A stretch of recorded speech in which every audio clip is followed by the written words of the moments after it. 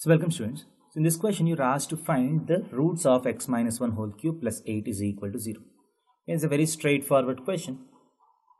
So x minus 1 whole cube is equal to x minus 1 whole cube is to be equal to minus 8.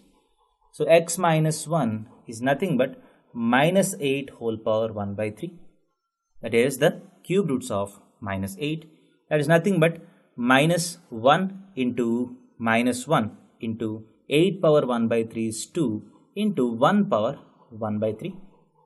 So can I write this as minus 1 into 8 into 1 whole power 1 by 3, right? So minus 1 power 1 by 3 is minus 1, 8 power 1 by 3 is 2 into 1 power 1 by 3. That is nothing but minus 2 times 1 power 1 by 3 is 1 omega or omega square. Those are the cube roots of unity. So this implies x minus 1 can be equal to either minus 2 or minus 2 omega or minus 2 omega square.